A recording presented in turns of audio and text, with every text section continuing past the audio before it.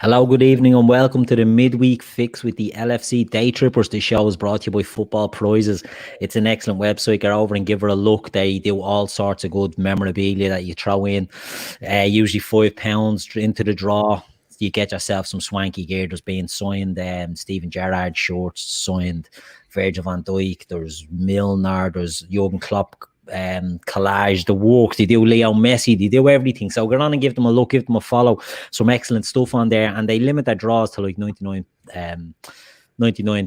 tickets, which is quite good. You know, you get a chance to win some really top stuff in there. So get over and give them a look, give them a follow if you can.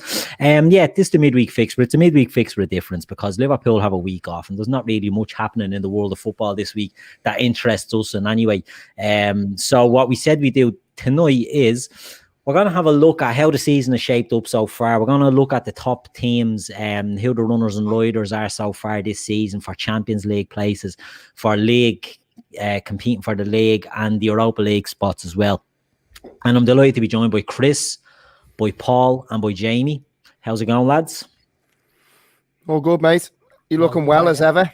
What jersey have you got on there? Roma, is it? Yeah, Roma and El Training top. Yeah, I like me Roma stuff. I have a soft spot for them when it comes to Italy. They're always very trendy. Now, what I don't like about this is it's very red and yellow, whereas it's usually Roma gear is usually more of a maroon and gold. But you know, we make these exceptions. More about yourself, Jamie. You're decked out in something dapper and Nike there yourself. I know. Look, it's getting to Christmas time, and I've got a November birthday, so you get kitted out with all the new Liverpool gear when it's that. So sporting a few new Nike tops. That's allowed. I was dropping hints myself to the missus about me Crimbo Prezi, so I've no doubt I'll get jocks and socks and nothing LFC. But to be fair though, mate, we're of an age now where you can actually never have enough jocks and socks. You look forward to it. You know, when you're a kid and like you get stocking fillers of like undies and socks, you'd be like, God, what am I getting them for? Whereas now, what I'd give for a pair of undies and socks, mate. You're at August, you're looking at your nags and there's holes in them and all, and you're like, right, a few more months, they'll only to get through a harsh winter with this, and then we're good to go. Good job you manscaped. Well, that's it. That's it, exactly. And it'll be a lot worse if we didn't. So yeah, look, it's just a bit of fun tonight, lads. That's why the boys have come on to join us, and we just said we'd have a bit of crack. We'll look at the teams and see what's happening in and around us. So we'll go. We'll see what the. I don't want this. Well, you know what? We'll start from the top. Why not? We'll talk about the Reds. Jamie, I'll start with you. What have you made of Liverpool season so far? I'm, as I always say whenever I come on, and you know, Keith, I'm an optimistic Liverpool fan, I would say. I wouldn't say I'm overly reactionary. I try to see the bigger picture, and I very much kind of focused on where Liverpool are at squad-wise, the fixtures that they've had to navigate. I know when the fixtures first came out, you looked at those first block of fixtures and there was some absolute grenades in there. Yeah.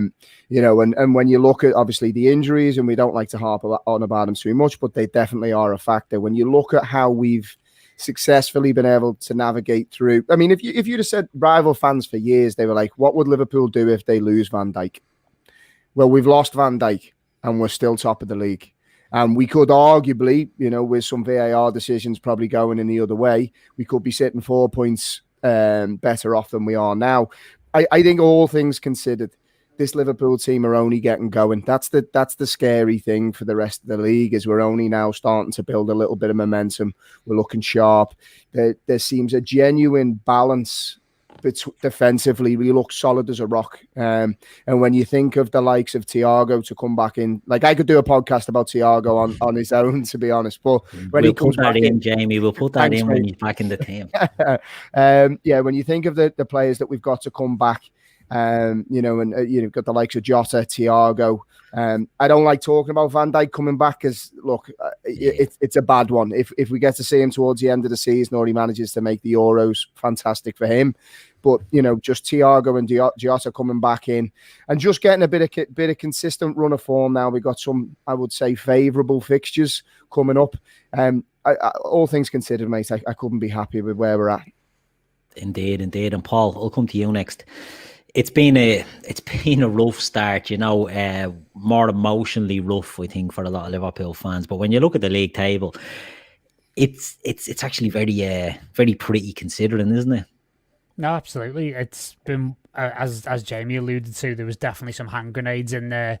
And I definitely think, you know, I love the fixture computer because it's about as random as like a script. Like, it's some of the things it throws up, and it's like fans are supposed to believe that this is a randomized thing, you know, Leeds on the first day, you know, these kind of highly coincidental fixtures that all happen on the same weekend. Derby's all at the same weekend. Yeah, exactly. It's like, who knew, right? You know, and, you know, obviously Leeds on the first day was tough because of the way that they play, and they were such an unknown quantity and nobody knew exactly what they were going to do. And, you know, Chelsea away always looks difficult on paper, but we've just handled it all so admirably. And, you know, it was very tough around and obviously in the aftermath of the derby because of how things kind of manifested through that game, the fact that we really should have won the game, obviously the injury situation to Van Dijk, but I think we've really bounced back really well psychologically from that. And in a way, I think, you know, like Jamie, I'm also an optimist when it comes to Liverpool, but also something of a realist, and I like to be able to look at it objectively as well. But there's been opportunities present themselves through the injuries and through this whole situation. I believe that the squad at Liverpool is going to come out of this even stronger because we're going to have more options. We're going to be able to look to Reece Williams when there is, you know, a couple of defenders out in future. He's going to benefit from having the game time. You know, we're going to see the best of Thiago just when we need him the most. Yeah. And I think in a weird way, the injuries that we've had and the little bumps in the road, the sense that I got against Palace on Saturday was we're getting all of this out the way now, and we're going to start really hitting the right vein of form and consistency just when we need it, right at the right time through Christmas. Hopefully we can break the back of it and we can start to build something of a commanding league just the way we did last season. Indeed. Now, Chris, I'll come to you. As Paul has said there, you know, we're coming through an absolute nightmare situation with injuries and all, and look to be getting lads into form. Do you see the Reds, like, how have you seen the first half and compared to what you think might happen for the second half of the season? Are you happy with where we're placed? And can you see the guys coming back being a big influence? Yeah, look, you can't argue. 4 points clear, so I'm not. What more can you ask with the situation we've been in? In a weird sort of way, I probably enjoyed this more than the first half of last season because it's been a bit more of a adversity. There wasn't as much adversity last year. You know, we came back from behind and all that, but it wasn't to this level.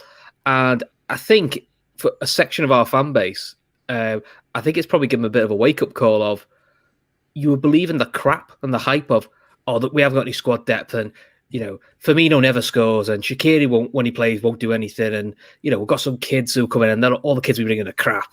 And then we're all going, but they're not though, are they? You know, this is not, I think some of our fan base are still thinking this is Liverpool of the 90s and the Rodgers era where... I think the scars run deep, Chris, for a lot of fans. They do. We've got a few in our WhatsApp group, mate. Yeah. Look, I'll be honest. I mean, Keith didn't know me probably until a couple of years ago, but obviously when we were chasing top four, I'd be losing my shit all the time about how crap we were because you're chasing top four, and even then you're thinking, it's a bit of a dream, this, to be honest. Whereas I'm a bit more relaxed. I think even the Villa result, although it was hard to take, I ended up laughing at it thinking, this is just a mental situation. This, you know, 4 shots that are deflecting, they go in. Sometimes you sit there and go, it's one of them, isn't it? I mean, the Palace game was probably the reverse. You know, every shot we hit went in. Yeah. You know, and, you know, we'll play as well against Palace again, say against West Brom, and you won't score 7. It's just, you know, so I think it's showing people there are more versatile people than we think. What it does show us is because when Van Dijk and Gomez come back, it's going to take them a while to get up to speed. You know, as superhuman as people think Van Dijk is, it still takes a while to come back from a big ACL injury. So we can now really go, well, let's start Fabinho or Matip at centre-back and use Gomez and Van Dijk to rotate the other position just until they get up to speed. I mean, Fabinho's been a revelation at centre-back. There was a big thought that he could play there. I mean, I still prefer him centre-mid because I just think he gives us that little something extra. But, you know, fair play to the lads who have played there, you know. I'd agree with you, Chris. What I would say to kind of follow on from that, I think if we didn't have Thiago, I wouldn't entertain the conversation around Fabinho moving to centre back. But because you now have Thiago, now don't get me wrong, you know he has questionable injury record, if you will, or he does miss games. But you know, if you're looking at best 11 on paper, I'll be honest, I'd be tempted now to put Fabinho in at centre back and have Thiago in midfield alongside Henderson. Which is a nice problem to have, isn't it? It's more of a debate now because we've actually got a bit of body of work of him doing it. You know, it's great. He was great against Bayern and all that. And look, we all knew he had the capability of doing it, but 2 or 3 games there is not the same as he's done a run now of like 10 games there, and you can sort of go, he's absolutely fine. And the other thing that I've been really pleased with is Gino Wijnaldum has kind of stuck it to a section of fan base who couldn't wait to kick him out the door and say, he's crap, he doesn't do anything. We've got Thiago. I know everyone wants a Thiago. There's nothing wrong with that. But I think people forget sometimes how good the players we have are. And we've now realised with Gino Wijnaldum, he's not only is he a quality player, he's durable. I mean, I think he's only missed like 20 minutes of football for us. It's unreal. It's a huge attribute, isn't it, for what we want with this team now. We've seen what the lack of durability and lack of resilience in some players has done. We've been left wanting with them. But it is a very good point. Now, we won't spend too long talking about the Reds because we could really talk about them for the whole hour. But Chris, will stay with you. Who's been your surprise package of the season for Liverpool? Curtis Jones. As in, I would say when we saw him break to the side last year, he looked like a flair player. Nothing wrong with that. You just thought he's a bit of a luxury player. He'll supplement some of the front three, you know, or we play 4-2-3-1. He'll do that side of the game. There's nothing wrong with that. The turning point for me with Curtis Jones was Leicester at home, where he just did. He became what I praised Keita for in the past. He was part of the machine. The amount of times he cut out passing lanes and basically stopped the ball getting to Vardy, which we haven't seen in the game because that wasn't, you know, he's an attacking player. He's done that, and you now realise he's a cog in the machine and he does what we need him to do in midfield, but he still has that touch of class to pick a pass. You know, he's not afraid of a shot. You know, he's a confident lad. And the more you see him, you're thinking like, you know, he's probably going to save Liverpool a lot of money because quite frankly now, I don't see him now as, where Nico Williams, I see as a kid. Javier, I see as a kid. They're still, in my head, they're still developing. And everyone develops different. I don't see Curtis Jones as a kid. I see Curtis Jones as a Liverpool first teamer. And if he's in the side, I don't even worry. I don't go like, oh, that's a risk. Why are you playing Jones? I'm actually quite excited to see it. It's becoming a debate now. Why'd you drop him? Or why'd you not start him? And that's credit to Salah. When he comes to the side, I just, it's like a shrug. You go, oh, okay, Jones, fair enough. You don't look at it and go, oh, that's a bit of a concern. So I would say, to me, it's Jones. Yeah, very good, very good. And Paul, it's the same question really to you. Who surprised you the most this season for Liverpool? Well, obviously, because Curtis Jones has taken, I think the other main candidate's got to be Kelleher, hasn't it? You know, just how he slotted in and just, it was almost, you almost didn't notice he was there a lot of the time. But because of the fact that he was so calm and he was so assured and he did exactly what he needed to do and he didn't fluff his lines, he didn't make any mistakes, and he clearly had the confidence of the team and the back four. You know, we're talking about, I mean, how old is the kid? What, 22? 21? Yeah. 22. I mean, it's amazing for a goalkeeper at that age, because that's young for a player, right? But that's even younger for a goalkeeper. You know, goalkeepers don't ordinarily hit their real peak until their 30s. So, you know, for him to come in and look so assured, and you could see it even in his body language that he didn't feel out of place. It's a very similar thing he's got to Curtis Jones in a very different way. I love Curtis for what he's got, because he's got that real Toxteth, hey mate, I'm here on merit. It's almost that Scouse thing of like, you can't tell me that I don't belong here. That kind of vibe. Whereas with Kelleher, it's much more calm, much more kind of reserved, but there's a confidence, a very cool confidence about him that's going to bode incredibly well for the future. And I think as well, it's helped the club in a lot of different ways, because, you know, it finally put the ADRIAN question to bed. And I think there's no question now about who the undisputed number 2 is behind Alisson, and who could potentially be, you know, the heir to Alisson's throne, you know, hopefully a long time in the future when Alisson does decide to hang him up. Yeah, it's a great point, because without getting on Adrian's back, it was becoming a bit of a situation whenever he'd get in the team, whenever he'd get near the team. There was too many questions. You could see it in the defence as well. The team weren't functioning with Adrian in there. And even though Queevin only played something like 3 games, you could see the confidence of the rest of the team. So it's a big show, and he stepped in when we needed him. So yeah, it's a good show. All right, it's a good show. Jamie, what about yourself? Who surprised you the most this season? And you can take anyone the lads. Yeah, I was going to go back to the Curtis Jones point, and Chris made a lot of good points. A couple of my good friends, they were his coach at the academy for years, and I remember them saying at the time that this kid was like nothing they'd seen. They said that he was incredibly gifted. I suppose the question marks would always be with Curtis is when he steps into the first team. In the youth teams, he's probably had teams built around him because he's so good. He's a maverick. He can basically do what he wants. He's got all of the attributes to do everything a midfielder should. But how does that transition into the first team? And what I have been surprised with him is not his technical quality, because I don't think that was ever in doubt. You can see when a player, like a Jack Grealish, you know, when they receive the ball, they just receive it in a different way. It's like they play the game at their own pace. Curtis does that. He can slow the game, speed it up. Doesn't matter if there's 3 or 4 people around him. I think when we did the watch along, Keith, we were talking about bravery of players. And, you know, when things go against you, it's very easy for footballers to hide. Curtis Jones never hides. He always wants the ball in any situation. What I have been massively impressed with is the other side of his game. Like Chris was saying before, it's the tactical now. So it's blocking, passing lanes. It's I don't want to say the dark art, but it's that discipline in midfield that it's very difficult to play centre midfield for this Liverpool team, because a lot of time there's a lot of players abandon the defensive structure and go on the attack. You've got 2 fullbacks that are bombing. You've got 3 forwards. So you've got to be very, very switched on. So that's probably one of them. And then special shout out, I suppose, Jota. Like you'd seen bits of him. Looked a bit of a player. Looked a little raw.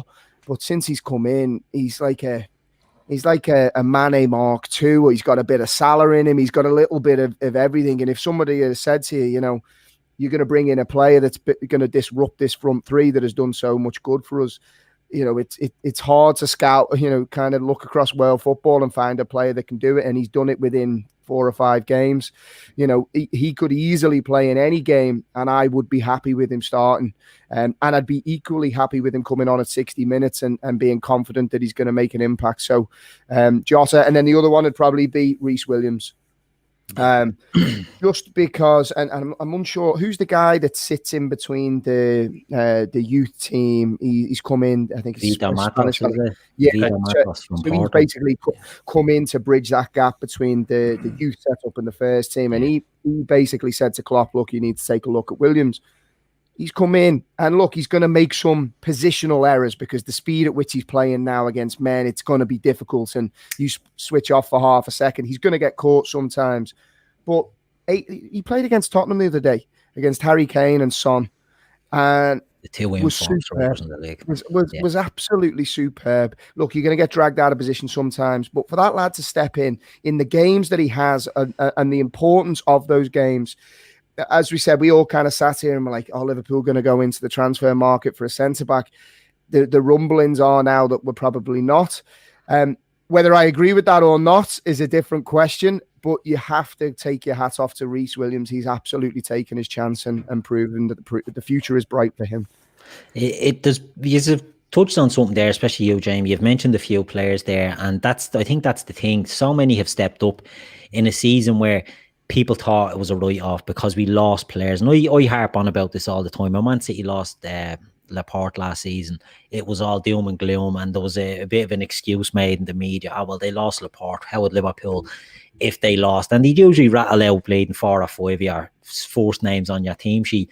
And this year we've had to deal with that. You know what I mean? We've lost our 2 centre-backs to season-ending injuries.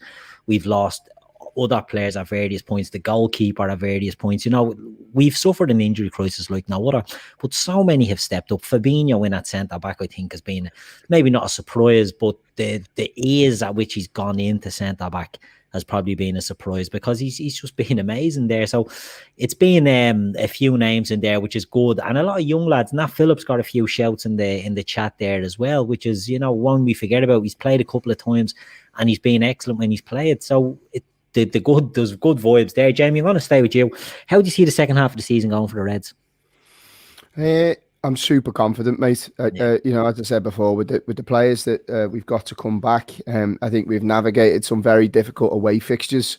You know, a lot of the big sides have got to come to Anfield. And look, you cannot account for the experience of winning the league, what that gives the players, the belief they've been through this before. You know, I think given as I said, I know I always talk about THIAGO and I need to cool me jets a little bit.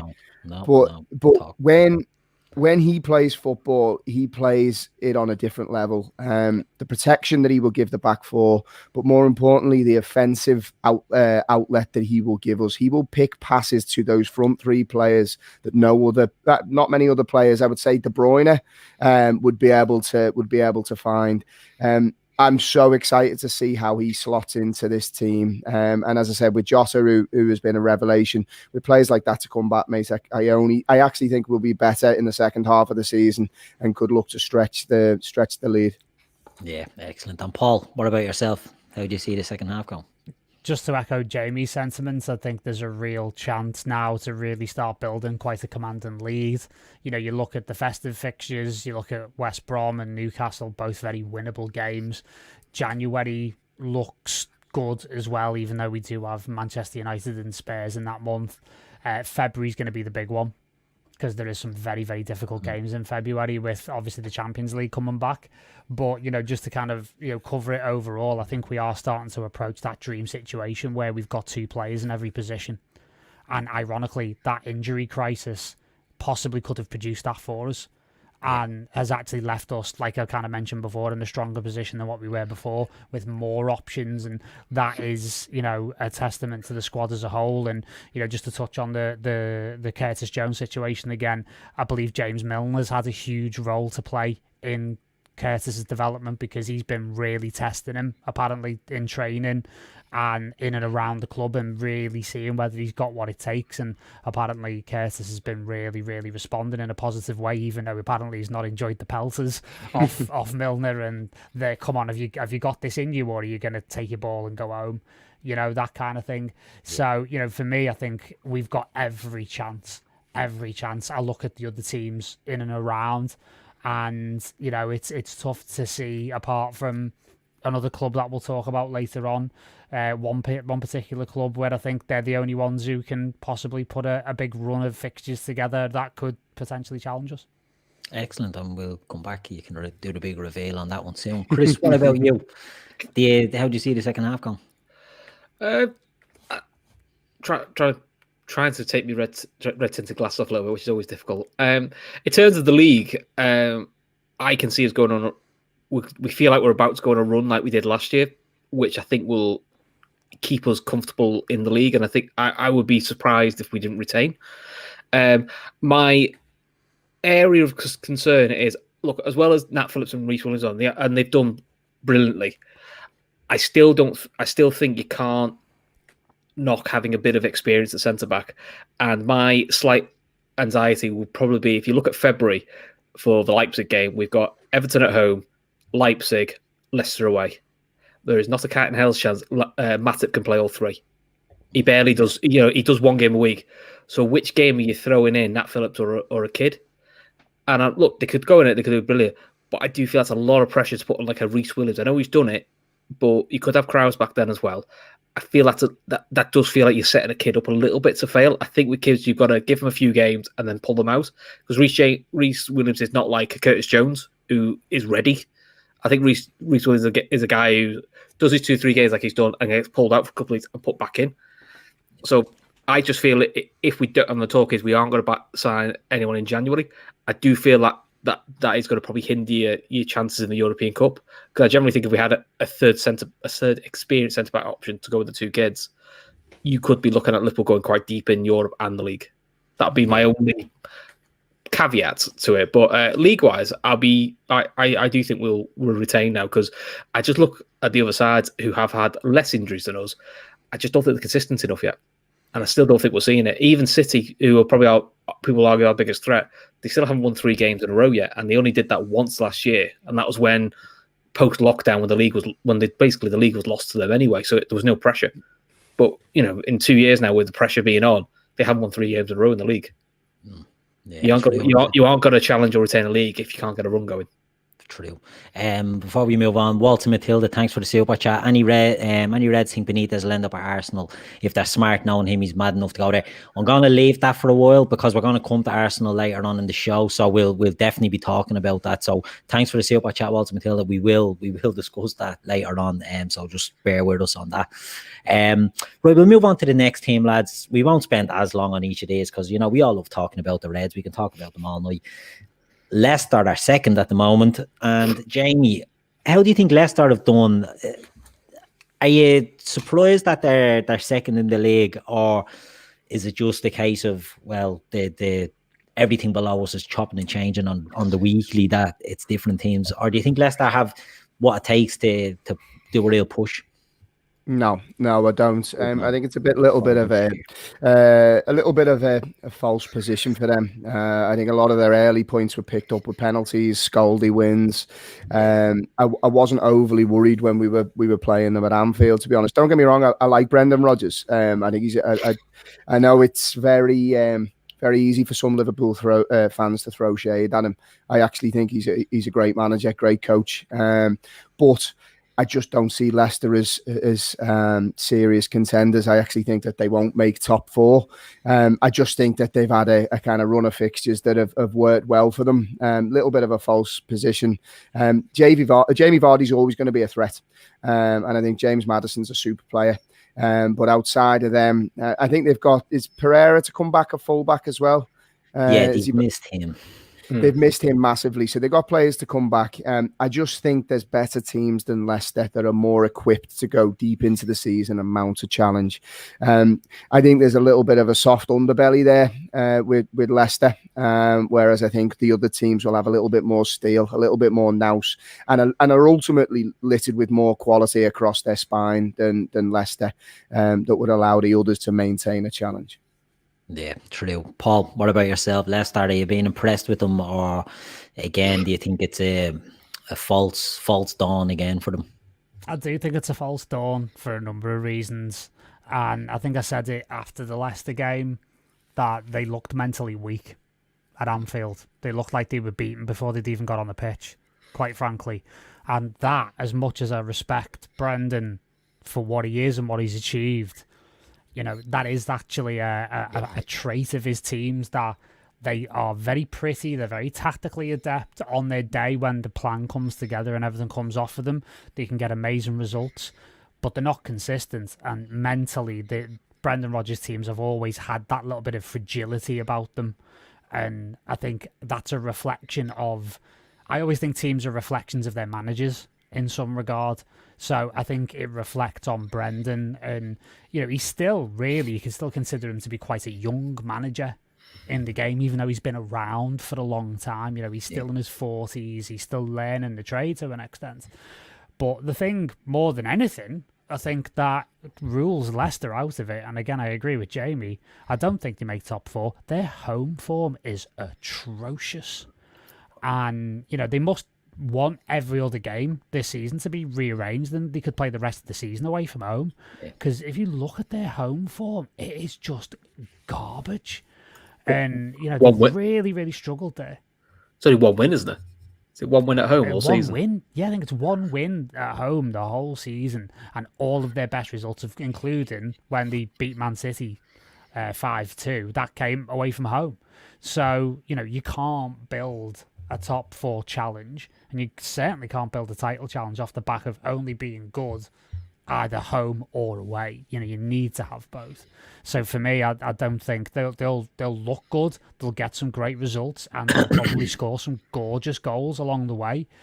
But too fragile for me. And as I say, home form is a real problem for them.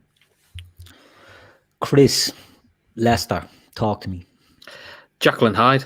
Pretty much the guys have made all the points. The home form's atrocious, but they're a perfect away side, which is why they could beat Spurs, they could beat City. But again, when it doesn't quite go for them, they can't be losing at home to the likes of Fulham. I do think Soyuncu, I can never say his name right. The big, not a bad effort, that, mate. I'll go with that. Yeah, I do think they miss him. He's been out for, I think he's due back in January. I think that would help them, because I think that's what they need. They need that little bit of leadership at the back. Evans has been in and out with injuries, and then it's just quite a few kids. So I think Leicester will be thereabouts for like Europa League, which is not for them, is consistency. If they get Europa League again 2 years running, that's how they build up to it, because that's what they need to be, is consistently in Europe, which gets them the next level of play, which is what they want, which helps them out. I slightly disagree with Jamie on Maddison. I don't get the hype. I think he's very overhyped for what he does, and I think he's very good at going missing when you need him. Whereas Grealish, who I was a bit critical of last year, steps up, and you can see when it's hard, that's when you notice Grealish. I do find Maddison will disappear when it gets hard, which is what he did end of last season. He was one of the reasons why Leicester didn't get top 4. Yeah, he's another one of those players where you've got to build the team around him. Yeah. And if you're a smart midfielder or you're a smart coach, you play off his blind side, because he won't turn his head and he won't track. But offensively, he's bright and he can pick a pass, and he'll always be able to create when the game's in front of him. But I think you're right. There's definitely holes there for opposition to expose. He's the reason I wanted United to sign him, because I thought he's not what they think he is, and I think better teams, as we've proven when we played against them, play off him. And play him ways. I mean, when we beat them December last year, they played him left wing, and it was just a field day for Trent. He just didn't know where he was going every time. But I know what you mean. Going forward, he's got all the ability, but football these days, as much as you can be a flair player, a great player, you've got to have it both. You've got to be able to do both parts of the game, and the best players can. Even Ronaldo. Curtis Jones syndrome. We said it before. He had everything going forward, and he's shown that he's got the nous and the game smarts to do the ugly side as well. Look, even the best, Messi and Ronaldo, they don't do it as much now because they're in the twilights of their careers. But in their peak, they worked their asses off going the other way as they did going forward. And the best players always do. So, look, Maddison, he can add that to his game. I don't think it's that difficult to build it into him. It's whether the manager wants to. I agree with Chris on that, to be honest with you. He reminds me a bit of Coutinho in that regard, where in order to get the best out of a player like James Maddison, absolutely everything has to go through him. And therefore, you kind of, like Jamie said, you're building a team around him. But if he decides to have an off day or go missing, you're screwed. Like, you basically have got nothing else left to give. So he is a quintessential luxury player. He is in an age of luxuries not really being required anymore. Now with Liverpool, a great example there being Coutinho. People still, the argument still happens, would you take him back? But these types of players, you have to play through them. It has to be everything built around them. And the modern game now is moving more to a team game for a lot of these. Right, Chris, I'll stay with you. Has anyone surprised you on Leicester, or who's been their standout player for you this season? I don't actually watch loads of Leicester, to be honest. Harvey Barnes actually has been, when I've seen him play, has actually looked a pretty handy player. He's still developing, but there's definitely a bit of an exciting winger in him.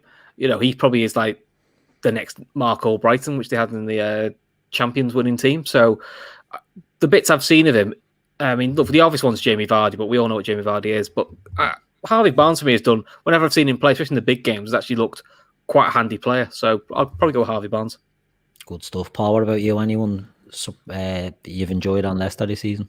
Yeah, I think Fofana is showing some decent potential. And, again, with Soyuncu being out of the team and Evans being in and out of the team as well, he's provided a little bit of consistency in there as well. So, yeah, Fofana, I would say he's showing some promise. He's only 20 as well. Like, he's very, very good for a 20-year-old centre-back, isn't he? Some of the lads are throwing shouts in there. Lawrence are going with Fofana as well. Olivier saying Nampalys Mendy was very good. Danny saying Ndidi. David Walsh going for Castagna. Jamie, anyone stood out for you on Leicester? The fullback, Justin. Really like the look of him. Looks super. I thought he was excellent against us as well. I thought he was a real outlet for them first 15, 20 minutes. Looks like a proper player. Yeah, he does. He looks a talent, that fella. Jamie, will say with you, I think we know the answer. Can you see Leicester sustaining this for the second half of the season? No. Like Chris was saying before, I think if they can get a Europa League place, I think they'll have done well. There's some decent sides, and there's going to be a lot of competition now for the top four. It was interesting to kind of listen to the lads on Monday Night Football, and there's been a lot of talk around who everybody thinks will make the top four now, and there's some genuine competition there. I'm just delighted that Liverpool kind of sit above that fold a little bit, and I think we're comfortably better than the rest. Yeah. Paul, what about you? Can you see them sticking it out, or Europa League for them? I mean, on some level, it's quite hard to tell, because I get the sense that a lot of the teams we're talking about or about to talk about, they're at very similar levels.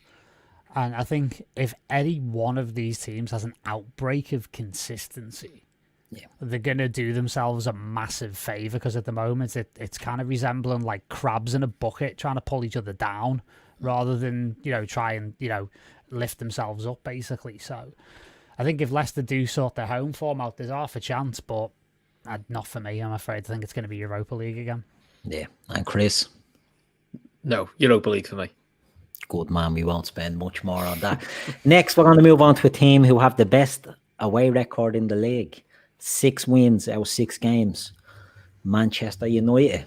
They're like a better version of Leicester, aren't they? Because their home form isn't up to much, but their away form is excellent.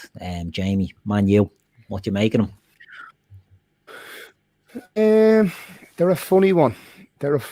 They remind me a lot of what Liverpool used to be. On their day, they can beat anybody. And they have the players to convince the fans that this is, like we always used to say, this is going to be their year. I think there is a big gulf between Manchester United and Liverpool, first and foremost. I still see City as a cut above United. They just need to start scoring goals. With Aguero back, I assume that will improve. I think City have got the best defence in the league, so I expect City to motor. Manchester United, though, I think are the best of the rest. When I look at United, I still think you can get at them. I think they have weaknesses defensively. What I do feel, when Man United are allowed to sit and play counter-attacking football, they're dangerous.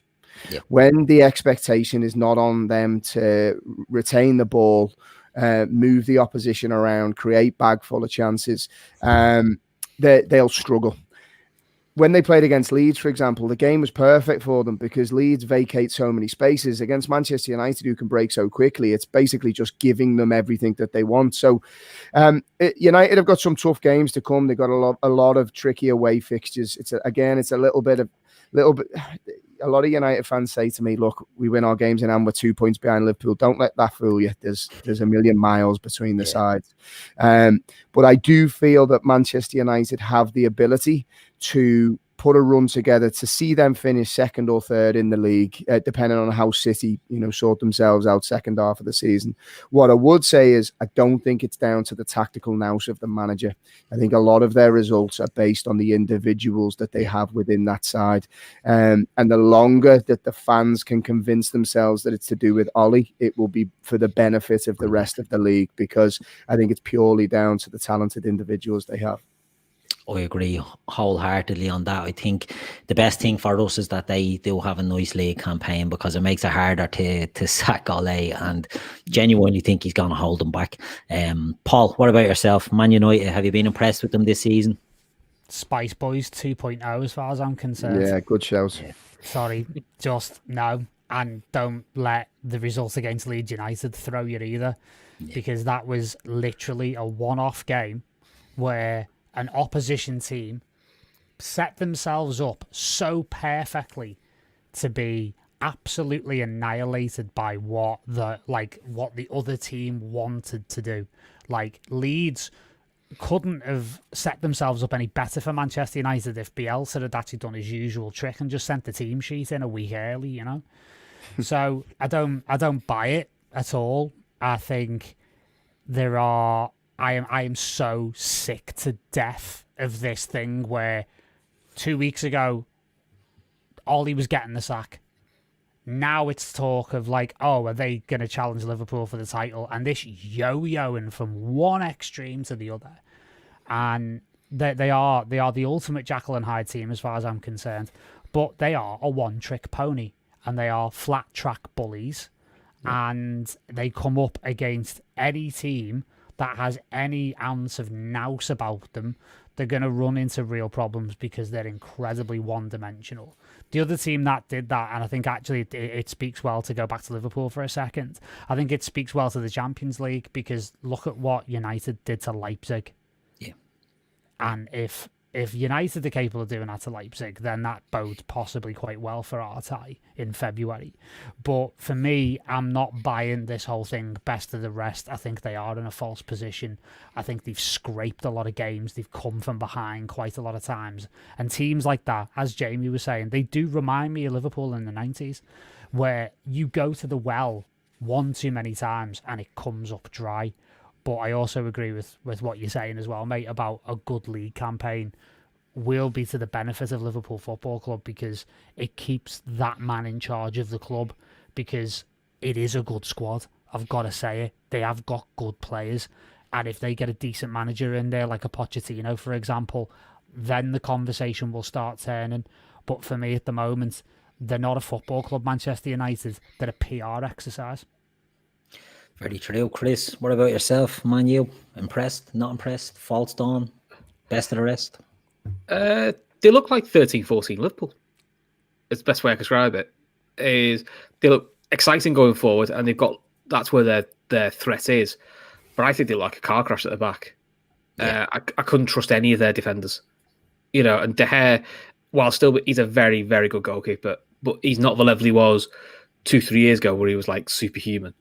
So I just think long term, I think eventually that defense is going to let them down. I think that we've already seen it in the Champions League, and we've seen it against the better side, some of the better sides. That is what's let them down. I mean, look, it's great they keep coming back from it, but you can't keep going into away games going 2-0 down before you wake up. There's only so many times you can get away with that. So if they could tighten up at the back, I would have more of a worry about them. But defensively, I just don't think they've got what they need at the back. You know what it is about United? It's weird. If you actually look at the sample size, and like let's be honest, let's call it out. They've got a lot of penalties, right? So that has helped them massively, right? That is a huge thing that often gets discarded. What I would say is, Man United, and somebody could probably pull up the stats and prove me wrong here, it kind of lends itself to the way that they're allowed to set up. So against the top sides, I think that they'll do okay, because the onus isn't on them to attack. So they can sit like a coiled spring and try and catch people. I think their success will be determined with how they do against the rest, because I don't see them having. I think they'll do okay against the top sides. It's are they able to beat the teams that they should be beating?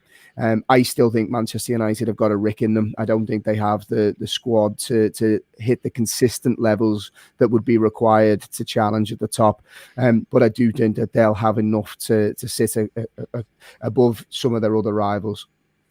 I think their biggest strength is that the league is absolute shy, and a team like them, the way they're set up, they don't really. Joseph Welch, Reds and Kale saying you've all got red tinted blinkers on. United are the threat. Discard them at your own peril. Now, I don't know if Joseph's a Liverpool fan or a United fan, but I mean, Both are welcome. Both are welcome, Keith. We accept all sorts here. But no, it's interesting. I don't worry about Man United as a threat to Liverpool, but they could be a threat for the top 4 places. I know they finished in the Champions League places last year, but he's mentioned that they're in a constant sort of up and down. 3 weeks ago they're out of the Champions League. All is woeful, and now they're second in the league, and it's all we're coming to get you. Do you know what I mean? It's so inconsistent, and as we said, the more of that the better, because it keeps Ole in the hot seat, and as long as Ole is there, happy days. Has anyone impressed you from Man U this season or surprised you? We'll rattle through these because we've a few teams to get through. Jamie, anyone at United impressed you? VAR. Took the words out of my mouth there. Shout. I couldn't resist that one. It's too easy. Do you know, it's not overly shocking. I rate Bruno Fernandes. I always talk about bravery, and he's the type of player. He shows up, big moments, he delivers. He's one of those players that can go missing for 60, 70 minutes of a game and look like he's having a bad game, and then he'll wrap one into the corner. I think he is that kind of maverick figure for Manchester United that has really kind of kicked them on and dragged them through games at times. So I think he's a player. Very true, very true. Paul, yourself? Paul Pogba's agent. No, I'm only kidding. All the hits. Yeah, exactly, mate. Exactly. Shut up and play the hits. Basically, to be honest, it's difficult to kind of pick one out. You're struggling to be kind to them there, Paul. I can see it in your face. I am. It's kind of begrudging, to be honest. Yeah. What I'll do is that I'll go with a player who I think might actually impress in the second half of the season. How's that? Because I think they have bought a player in Alex Telles. I think he has got a lot of potential, and he's very quick, and he's got a decent free kick on him. And if they learn to actually play him in his right position and get him off the bench, I think he'll improve United. Big if. It's a big if, because Donny van der Beek could improve them as well, but he can't get off the bench. That their transfer business, they still look to sign big shiny stars and not know what to do with them. So, we'll wait and see. Very quickly, lads, second half of the season, can you see United maintaining this and being the challenge or the best of the rest, Jamie? In my head, I have them coming third in the league. I think that they'll get top 4. And it will be a case of how they do against the rest. I think they've got enough to last the pace for a top 4 battle, but not a champions fight. Yeah, good stuff. Paul? 4th for me. I think they're coming to get us until the Europa League kicks off again. Yeah, very true. Forgot all about that. And Chris? I think they have as well, to be honest. Yeah, I think so. Chris? I'm with Paul. I think they'll come 4th, but I think they'll have a good Europa run. Yeah. I think the Europa's set up perfectly for how they play. Yeah, they'll take advantage of it. There's some decent teams in the Europa this league. I was surprised by that. Usually you look at it and you don't know half of them. There's actually some genuine quality. I'd love to see Stevie get the draw against United. Can you imagine that? Yeah, can you imagine that? And they're not a bad team, Rangers in Europe. They're set up, they'll soak up pressure, and United wouldn't know what to do because they're not going to come out and attack them, So yeah, very interesting. But anyway, the funny thing is about that, just quickly on Rangers. Don't Rangers in Europe with Gerrard, the way he sets them up, don't they remind you of 2001 Liverpool when Julio was in charge? Oh, Julio. Yeah, it reminds me of how that pragmatic approach of going away, getting a decent result, getting them back to their place. There was there's an academy player did an interview when he'd worked under Gerrard, and he said he's not what you think he would be. Everyone thinks he'd be a bit like Kloppish, and they all said he's tactically obsessed and he's quite aloof, which sounds like Rafa, who we used to have a bit of a ding dong with. But clearly, but he said though, didn't he, Chris, that he's the one biggest influence. Which is interesting. But it's interesting because even when you see his interviews now, his mannerisms, there is quite Rafa-esque in him, which, to be fair to him, it's not a bad thing. It's a good thing for him, because being tactically obsessed will get you very far. I've been quietly impressed with him, because I'm sure it's a different show. Do you want Gerrard as the Liverpool manager? We can have a very big debate on that, because I've been firmly in the not for me. But Well, you know what? I'm going to do a quick segue here because Walter Matilda put a super chatting earlier about Rafa being a possible Arsenal manager, and we may not get to speak about Arsenal. So while we're talking about Gerrard and Rafa there, they're two names that get linked with Arsenal. Now, Arsenal are at an absolute shit show at the moment, and they're only going one way, and I can't see them really getting over at the moment with Arteta. I think, it's going too far that you'll have very little support.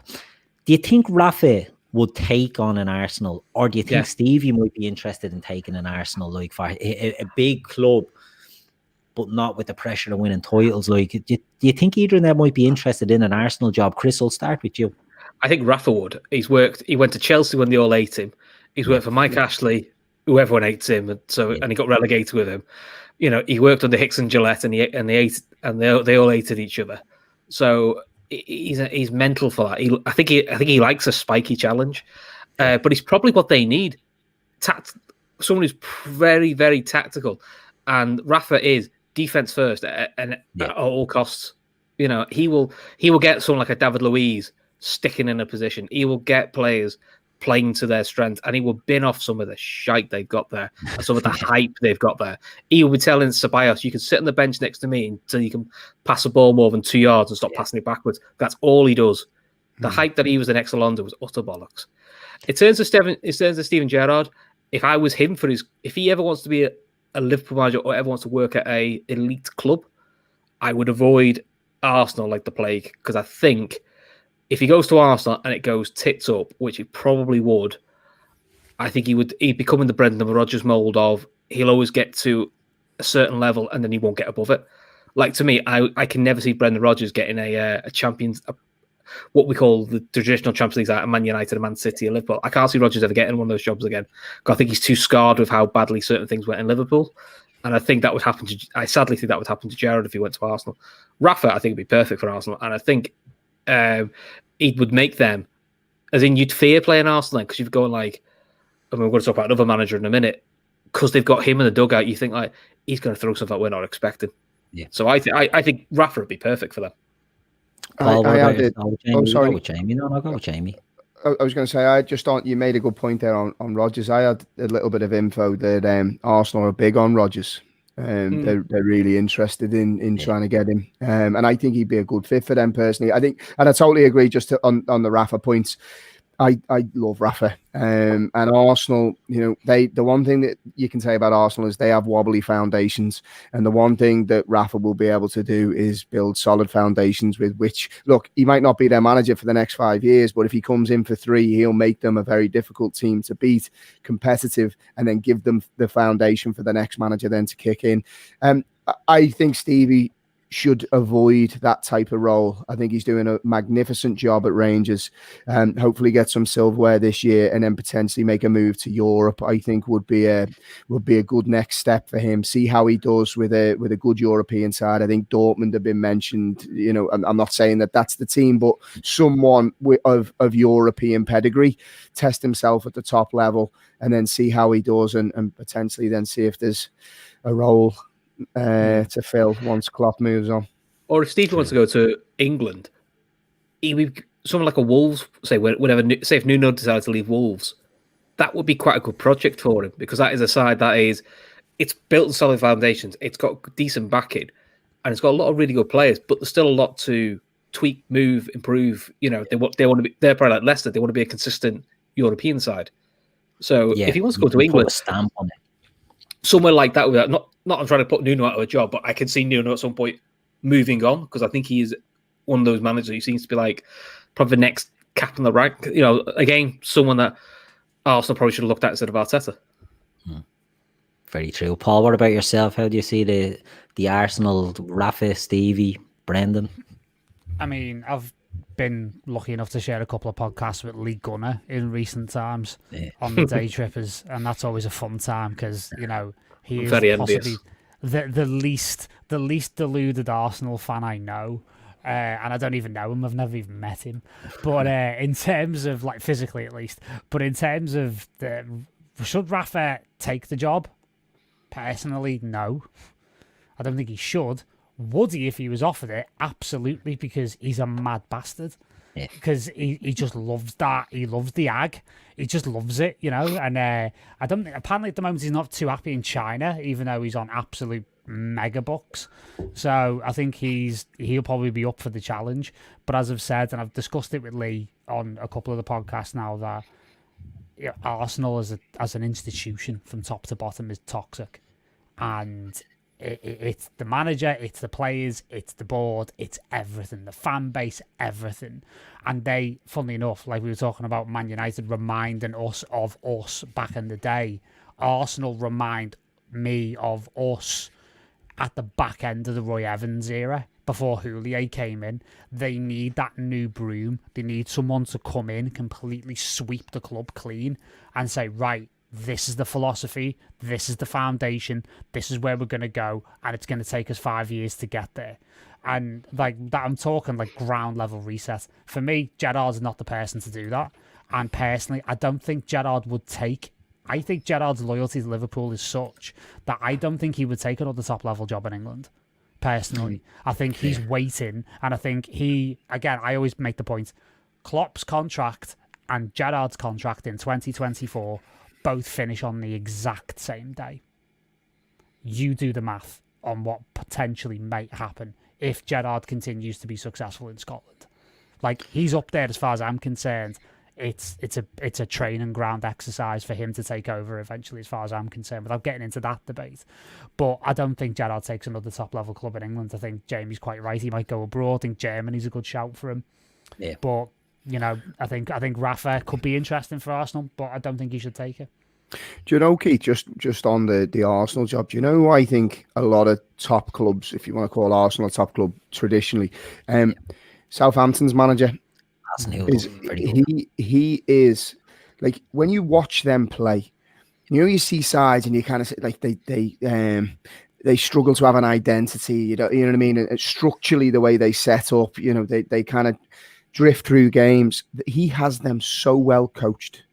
I have been incredibly impressed with A, tactically how he sets up his sides, B, how he conducts himself. I think he's the next manager to be kind of pushed for those kind of top jobs if he continues in the form. Like, he could go into Arsenal and do a great job. I have no doubt about that. He's also very good at improving players. You know, like Vestergaard looked at, you know, when he first came, he looked like Bambi on ice. He didn't look. Whereas at times with Vestergaard, there's elements of Sammy Hyypiä, the way he clears stuff. You know, which is the biggest compliment you give to someone, you know, to make, you know, I idolised Hyypiä when we had him. And Vestergaard, the way, at times when I watched him, I thought there is an element of Hyypiä about him. And that only comes from one thing, that comes from how he's coached by his manager. Yeah. You know, so again, another big thing which would help Arsenal is coaching some of the players. I think some players just need coaching. Yeah.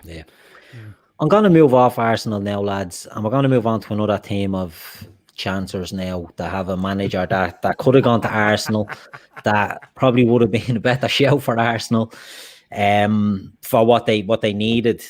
Everton are fourth in the league. Jamie, I'll come to you. They're not second again.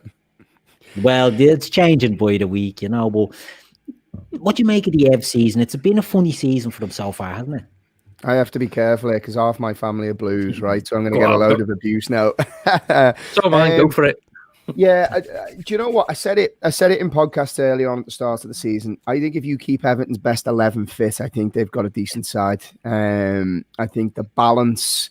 So we were, as you know, Keith, I do a podcast with Alan Rodgers, ex-Nottingham Forest, and he has been very critical of James Rodriguez, in kind of similar to what you're saying before, Chris, about Maddison.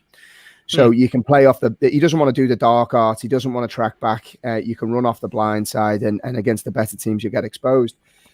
What Ancelotti's been able to do, and I know he's got his fitness issues, is if you can create a system that allows James to just basically not run, have a free roll and create, with the two dogs behind him in Decore and Allen, who I think are both decent, to be fair.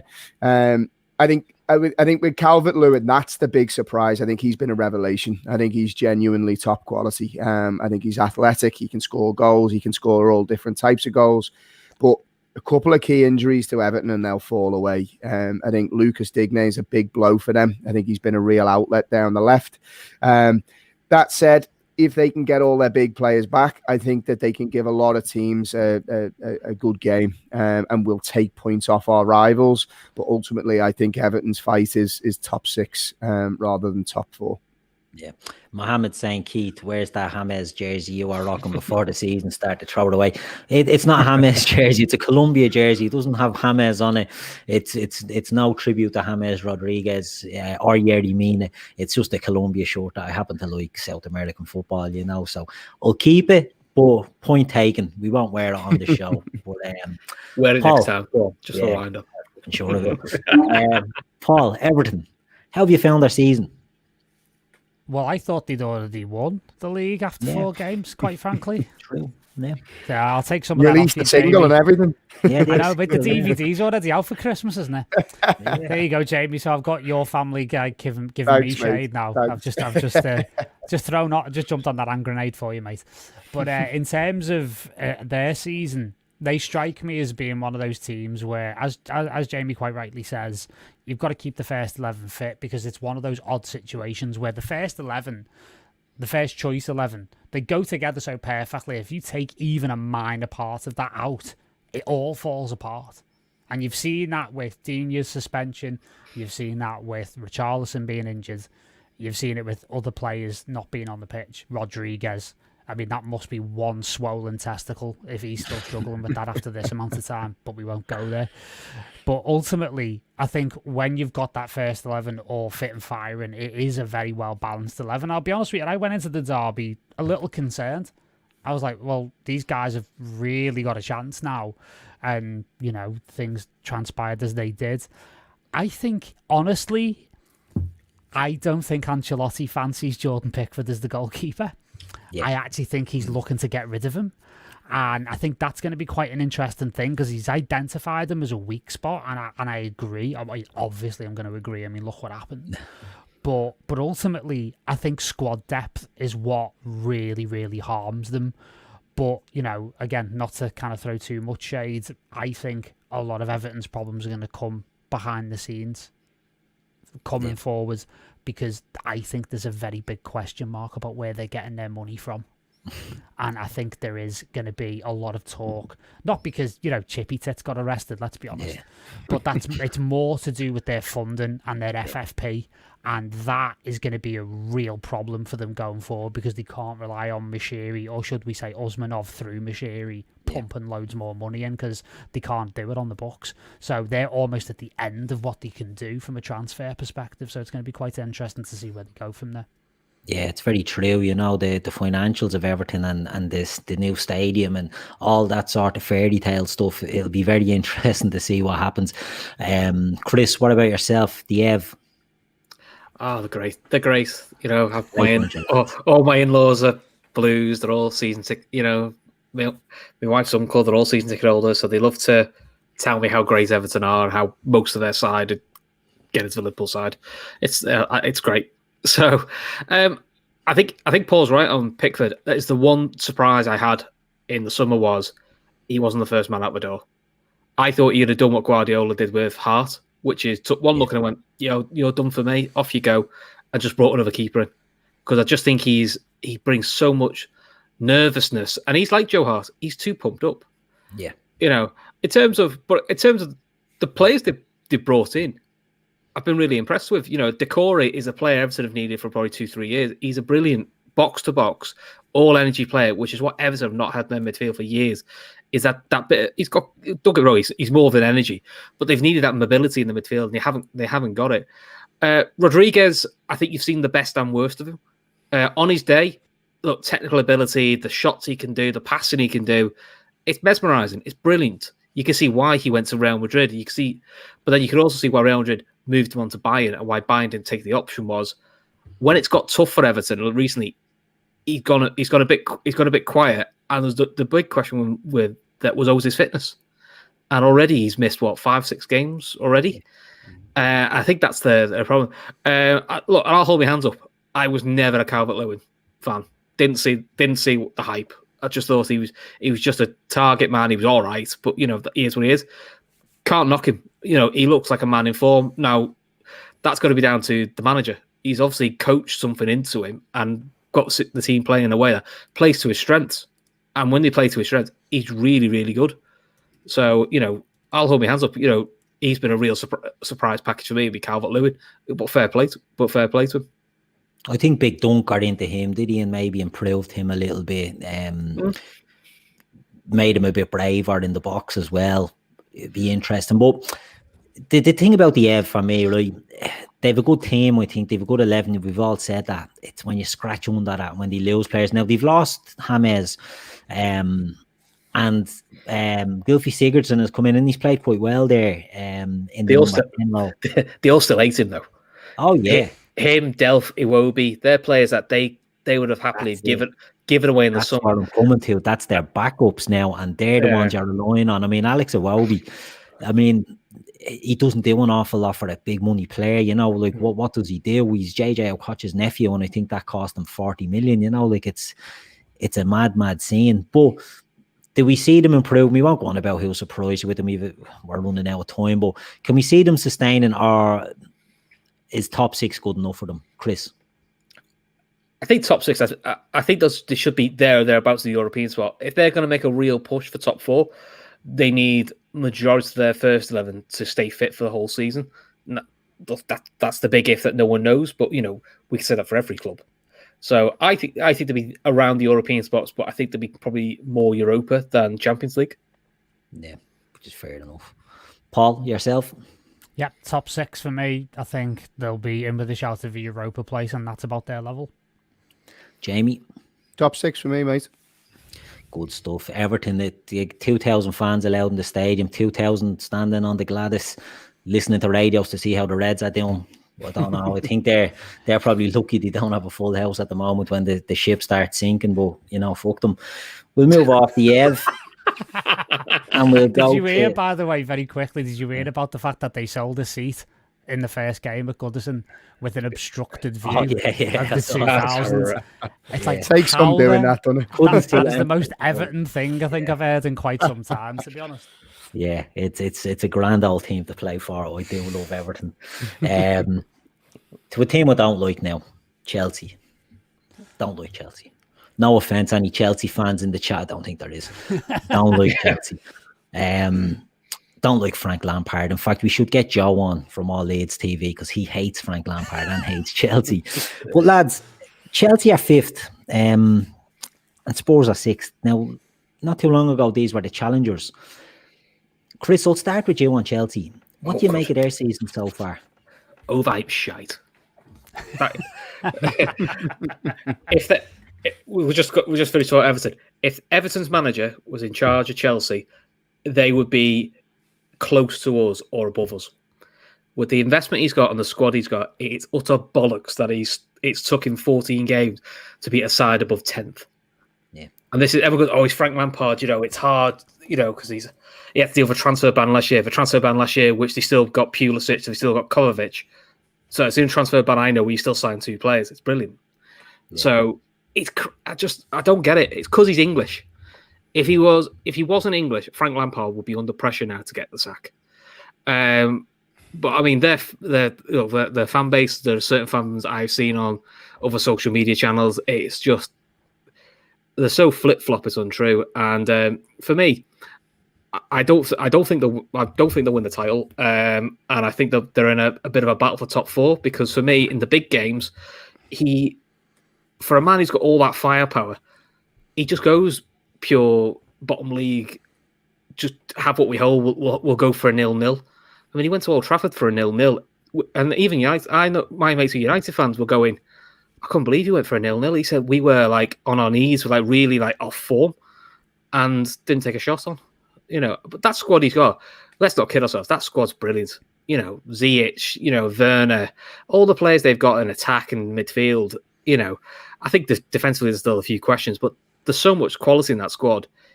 The way it's performed so far, it's not good enough. And I'm not having this, if we need time to settle, if we need this, we need that. Mourinho spent that much money in 2004, 2005 and got them a title. So you can make that squad gel. Their biggest issue is the man in charge, and they said that last year. The only reason he got the job was because they got a transfer ban and they needed a friendly face politically. It'd be like if we got a transfer ban and Klopp had left, we'd have got Gerrard in just because everyone go, oh, he's a club legend and it will soften the blow.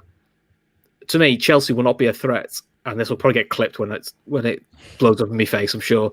I don't think Chelsea will be a threat until they get a proper manager. Yeah. Paul Hewitt says we won't finish in the top 6, not good enough. Paul, let us know, what team do you support? Just out of curiosity. You might have said it earlier, but I missed it. But let us know who you support. Interesting to hear. If it's Arsenal, I agree with you, but it'd be interesting on anyone else how you think that. Paul, Chelsea.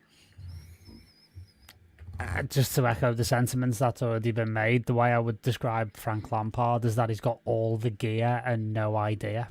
Yeah. He's like that's a t-shirt, that, isn't it? We can get that as a t-shirt. You should that. Yeah, there you go. I'll take 10% of all the royalties. So basically, with Francois, as I like to call him, is and he gets an absolute hiding on our WhatsApp group, as you can imagine. And the thing is, with him, he is so tactically inept. It is absolutely shocking. You know, he has no idea what his best 11 is, what his system is, and he is playing players woefully out of position and asking them to do things that they're not kind of capable of doing, which I think is the answer to the Kai Havertz situation. He's not being played in his best position. It's as simple as that. Werner not being played in his best position because he's trying to accommodate his boys like Tammy Abraham and Mason Mount and those kind of kids that were loyal to him when he was over at Derby and when he came in at Chelsea. I mean, the only player personally that I think has impressed me so far, and it's only because he's about 1 million years old, is Thiago Silva. He's the only player that I've looked at Chelsea this season and went, all right, okay, cool. I mean, all right, Ben Chilwell, okay. You know, Reece James, okay, fine. I mean, you could put my 75-year-old mother in goal for Chelsea and it would have been an improvement on Kepa. Yeah. And, you know, and even then, Mendy's got a bit of a rick in him, as we found out against Everton the other week. So for me, again, another one of those teams, they flatter to deceive, and my mind always goes back to when Liverpool played them at Stamford Bridge, and we just swatted them. It wasn't even hard, quite frankly, and that was again the taster of Thiago as well, because he obviously played the second half in that game. But yeah, I think again, like I've just seen in some of the comments there about, apparently Werner's made some comments about how hard the Premier League is. To be honest with you, I am so glad. I remember the murder going off when we didn't sign him and we passed him up, and there was just all of this. You mean Liverpool fans overreact, Paul? I don't believe it. Can't happen. I announced Werner now and all that stuff. Do you know what I mean? And honestly, like I look at him now and I just think, you're a bit of a tit. I'm sorry, but you just don't culturally fit in with us. Like the lads in our dressing room would eat you alive and spit you out. Do you know what I mean? He's just not mentally a top level player as far as I'm concerned. So I think they'll finish top 4, but I think they'll flatter themselves doing it. Yeah, Paul Hewitt confirmed he's an Everton fan. Fair play for coming on. We weren't very kind about your team, but you think they'll finish 8th? Yeah, I don't know. I think he could be. I think top 6 for Everton. It's interesting. Yeah, they have a good squad, they have a good manager. They have a good team and a good manager, and it just depends how injuries maybe affect them in the second half. But yeah, I can see them maybe top 6 as well. Jamie, Chelsea, yourself, what you're thinking? So yeah, I agree with everything the lads have said. To be honest, I think with Lampard is the narrative that gets spun around him, the way he gets protected. I don't understand it, and he's oversensitive. He's very prickly. The way he carries on in the media, it's a bit like a spoilt child, you know, stamps his feet a lot. He just has this air of he's a little too sensitive, needs to be thicker skinned. And if you look at the quality of the players that he's got at his disposal, like the lad said, how many of those is he getting the best out of? There was genuinely European class talent that was coming in, with the potential to be world class. and they look like fish out of water. He's playing people out of position. He's flip-flopping his side. I don't think they play with any particular identity. And this isn't always a tell for me. You know, if a manager's been there for a sustained period of time or a certain length of time, you want to see a certain identity. You know what they represent as a manager. I don't really think that Chelsea, you look at them and the way they play, there's no real identity or philosophy that Lampard seems to be pushing on them. Again, I think they've got good individuals. I think that they're solid enough. I think they are in a battle for top four with Tottenham for me. I think both Manchester clubs will come above them. And I think it'll be between the two. I do fancy Chelsea still to get top four. But as you rightly said, you know, if you take in a manager like a Carlo Ancelotti into that side, they are immeasurably better. And the blind loyalty to previous club legends like a Manchester United, you know, in the form of Ollie, will hold the club back rather than be the catalyst to kick them on. Yeah, very true. Jamie, I'll stick with you. They're outside the top four, but you see them coming, you can see them pushing in there, can you? I have them down as getting the fourth spot just ahead of Spurs, yeah. And Everton coming in behind them. Excellent. Paul, what about yourself? Yeah, top four for me. I think they again, they flatter to deceive and they kind of, you know, sneak themselves in there. Yeah, and Chris? I'll probably revise me United one. Probably United third. I think if they keep Pulic and Ziyech fit, they'll get fourth. If they lose them for a sustained period of time, I think that Spurs will get fourth and they'll get fifth. Yeah, very interesting. We'll move on to Spurs because last week, right, they were winning the league and were challenging us, and today they're sixth. It's been a bad week for Spurs. Paul, I'll come to you. Football moves quickly, doesn't it? Sometimes life comes at you fast. You Paul. literally just sucked the words out of your mouth there. Like, seriously. I mean, I refer back to what I've said on previous podcasts. Spurs are always going to Spurs. It's as simple as that, and it's in their DNA, and it's in them culturally as a club, and it doesn't matter what shithouse is in charge. Let's be quite honest about it. And, you know, basically what Jose has done has turned them, as Klopp said, into a counter-attacking monster. And when the counter-attack doesn't work, they haven't got a plan B. Simple as that. Their plan B is being, basically, again, ultimate shithouses. And what Mourinho's big transformation for Spurs has been is to basically just make them a gang of bastards.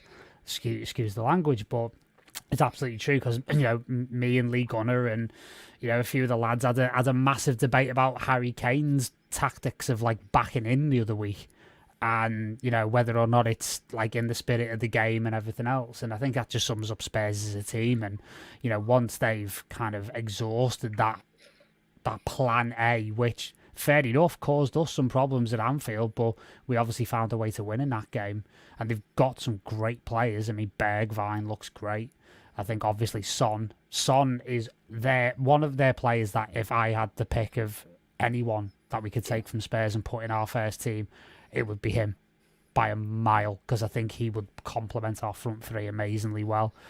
The rest of them, not convinced. So I think it is going to be up and down, and they are going to pull some good results out of the bag, and they are going to kind of come up there again. And, you know, the way I see things in general with all of these teams is that they're all going to have their little moments, and they're all going to wave up there to second or third, and then they're going to drop down again, and it's all going to fluctuate, and then it'll probably settle in late April, early May, basically, with the last few games. So I don't think Spurs are top four for me, though. I've got to be completely honest with you. I think they're top six, and I think they'll be lucky to get a Europa League place ultimately. Ooh. Jamie. Yeah, do you know the big thing for Spurs, right? And I agree with what Paul was saying. The big thing for them is, I think, I've seen something today that Son's conversion rate is about 47% at the moment. He's finishing pretty much everything at this stage. You know, it's unbelievably. I think it's one of the best in Europe at this moment in time. He's an incredible footballer, and he's going through that rich vein of form where you just want the chances to fall to him. I think Laura mentioned in the comments they're a Kane-Son injury away from falling away. I don't think that Tottenham are the real deal. I think that they have It's kind of like been the perfect storm. They've been able to win games by taking 1 or 2 chances, but that's not going to be sustainable over the course of a season. I think Harry Kane is a mirror image of his manager, and that's a shithouse. I think he's the biggest shithouse in the league, and no one wants to talk about it because he's England's golden boy. Let's get it right. Harry Kane is a cheat. When Harry Kane plays football, he's a cheat. He doesn't go down under contact. He tries to find the contact. He creates the contact, and he does it in a dangerous way sometimes. When that what he's doing there and backing into plays is going to break somebody's neck. And weirdly, on Match of the Day, they never want to talk about these things. Where if that was someone that wasn't English, shall we say, there'd be a 20-minute discussion point on it. Harry Kane is a shithouse, just like his manager. The one thing I would say is they are set up perfectly to be a counter-attacking side. The way that Jose has them drilled, they condense space. Harry Kane drops deep. You can predict their goals, but they're that good and that talented. You still can't stop it. If you give Kane time to turn, drop in, receive the ball, and Son's made the run or Bergwijn's made the run, they're always going to create chances. But over the course of the season, I don't think they've got enough to sustain a title challenge. I think they'll just miss out on top 4. But yeah, like Paul said, if I could cherry pick one player to come into this Liverpool side, it'd definitely be Son. I think he'd be brilliant under Klopp. Yeah, I was talking to my outlet today, and he said since the Daytrippers highlighted Harry Kane's cheating, he hasn't done it since. So I think we've managed. Listening. He's watching, is he? Yeah, we've managed to cut that out of the game. So we're going to take credit for that. You're welcome, Premier League. You're welcome. Yeah, we're doing our big, Harry Gilliam has thrown in a super chat. Thanks very much, Harry. Emery has a team which is bang average, Europa League, and they're in top 4 in the league. Don't sack a manager too early, Arsenal. Emery had some potential. It's very true. I mean, teams can sack managers. I think some managers are just out of depth at certain jobs, whether they be unqualified at bigger teams or, whether it's just not going right for them. Arteta's an interesting one. We spoke about them. We're not going to get back onto Arsenal, unfortunately. We're running out of time. But, it can be sometimes like Roy Hodgson with Liverpool. Let's speak from a Liverpool point of view. We knew he wasn't right. And despite what the media were telling us and, what certain players that were, Carragher and Gerrard might have said, he deserved more time. He just knew he wasn't the right fit and he wasn't going to be, him getting par would have been having us finishing sort of 8th or 9th. So sometimes you can just tell a manager's out of his depth. But I do agree, sometimes you have to give them a bit of time to see if they can turn things around. But we'll wait and see. Who hasn't spoke about Spurs yet? Me. Chris? I've been quietly impressed with Spurs. I think his business has been pretty decent. I think Højbjerg is what Spurs have needed for a while. It's a Mourinho signing. He's mobile, he's physical. He's good. He's good on the ball, which is what they've needed. And I know what we're saying about the Kane situation. They are a bit shithousey. To be honest, Spurs have needed to be a bit shithousey for years because always that phrase was, "Lads, it's Spurs," and we all know the Ferguson quote. What he was referring to was, "Get into him." And you can rough them up. There are vibes that if they got next summer right, they've got vibes of peak Houllier, which isn't going to win you a league, but it'll probably win you a cup or two. And I think Europa League they could be ideal for it. The one thing I'll give Mourinho credit for, I can't stand Mourinho, but where I'll give him credit is I have never seen Sergio Aurier defend that well against Sadio Mane. Sadio Mane, I know he may not have been on top form, but Sadio Mane rinses Aurier every game. Every game we play against, he rinses him. And if first Aurier, he gave as good as he got. I think eventually Mane got the best of him because he's the better player. But to get someone like a Sergio Aurier to concentrate for that long, now fortunately in the Leicester game, then you saw what he's capable of. Aurier, isn't he? Exactly. But to me, I'm like, credit where it's due. The big surprise for me with Spurs is I don't get why they're not picking Moura over Bergwijn, because to me, if Moore was in those positions that Bergwijn was in at Anfield, we'd have been going to at least 2-1 down and having to do a bit more of a bigger fight back. I don't quite get the Bergwijn. I think he's a good player, but I don't think he's in Mora's class. I think he does more defensively. I think that's what the big deal is. Maybe that's what it is. I've got Spurs finishing 4th or 5th, depending on how Chelsea react. But it wouldn't surprise me if they do quite well in Europa or possibly the League Cup, depending on what draw they get. So it wouldn't surprise me if Mourinho, say, finished 5th and gets them a cup, he's sorted. Because to me, Spurs are a perfect club for Mourinho. It feels like when he was at Porto, because he is probably bigger than the club. And I think that's what Inter Milan, yeah, I think that's what he needs. Because it's partly rejuvenated him. And the good thing with the Spurs players, a lot of them are going to have to, if they can say, oh, I don't like the tactics, I don't like how we're playing, but he can just go, well, look at my medals. What have you done? He can, even to Harry Kane, who is arguably, one of the deadliest strikers around, he can say to him, we haven't won anything. And in the crucial moments, you haven't done it. I can make you do it. So I think the thing that's helped Spurs is, in this horrendous pandemic world that we're in, the fact we've had no fans in has given Mourinho the 6-month grace he's needed to get this defensive, not very pretty style in, without the crowd getting on his back. Because let's not kid ourselves. I was a massive Gerard Houllier fan, but the football was horrendous. But if it gets you to winning stuff, I'll be honest, no one gives a shit. No one gives a shit about style of play if it wins you stuff. So I think Mourinho, if he gets them close to winning something this year, it gives him a bit more grace. If they fall off terribly, like they did a little bit last year, that's when he's in trouble. Yeah, we won't get predictions because we're really keeping you so long. We'll get on to Man City. But remember, Gareth Bale was the biggest signing of the season. Absolute stock show he's been. So long may that last. Man City, we'll quickly talk about City because they're way down at the moment, but they, in my opinion, they're the threat. They're the ones that I'm worried about. Jamie, Man City, they haven't had a good start of the season, have they? Do you see it improving, or is it a myth now that they're going to put 28 games on the trot wins when they haven't managed to put 3 together in a few years? I think they're the threat, to be honest. I think defensively they look a lot more solid. Been really impressed with Diaz since he's come in. I think he looks like a proper player. I don't think Laporte has looked great since his knee injury, to be honest. He hasn't really come back to the levels that we knew that he reached previously. Manchester City will always be the threat for me, especially with Aguero coming back. They create a lot of chances. They have a lot of ball. They are littered with quality. I can only see them being stronger in the second half of the season. I still do think there is a gap between ourselves and Manchester City, but I think that they are comfortably better than the rest. I just think when you look at City's strength in depth, that they're able to change a game in so many different ways. I mean, if you look at the West Brom game, that could have been a completely different scoreline. These results that City have, they could whitewash teams. There's been games I've watched where they should be 3-4 goals ahead, and somehow miraculously the game is still, they're still level pegging.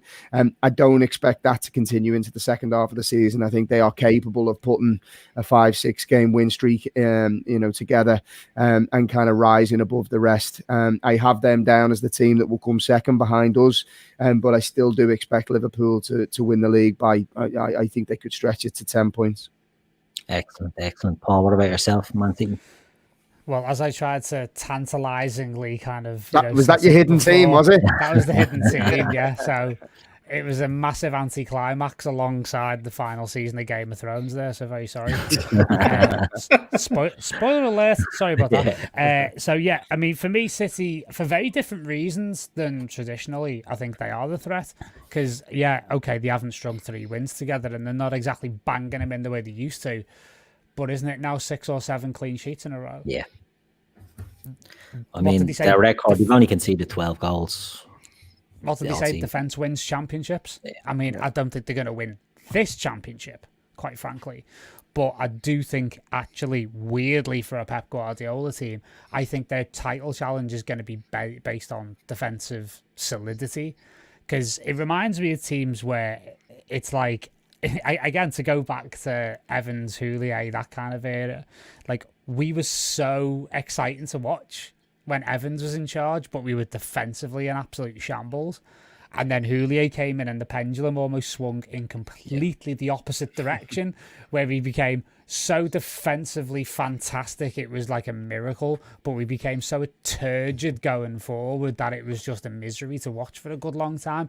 City have just done that, because I think they've focused so much on getting the defence right that they've forgotten that they are predominantly an incredibly potent attacking force.